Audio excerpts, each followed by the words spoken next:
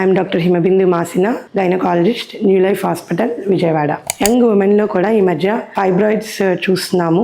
నా ఎక్స్పీరియన్స్లో నేను ఒక అన్మ్యారీడ్ గర్ల్కి 40 ఫైబ్రాయిడ్ రిమూవ్ చేశాము. After that she got married, she got pregnant, she delivered a happy and healthy boy baby and she is fine now. Fibroids ఉన్నా కూడా డెఫినెట్గా ప్రెగ్నెన్సీ వస్తుంది. మనకి ట్రీట్మెంట్ తీసుకోవాలి రైట్ టైంలో. మెయిన్గా మనకి ఫైబ్రాయిడ్స్ ట్రీట్మెంట్లో దాని location, size, number of fibroids చాలా ఇంపార్టెంట్. అంటే లొకేషన్ అంటే అది ఎక్కడ ఉంది.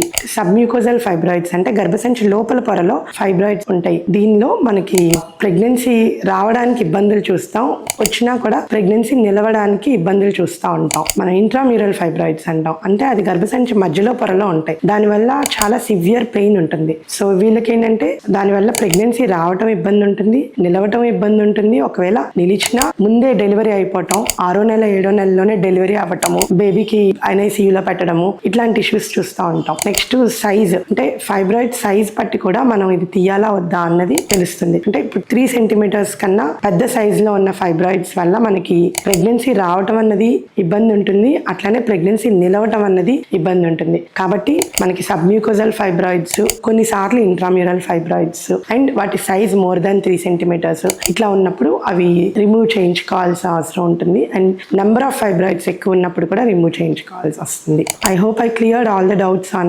fibroids. Thank you.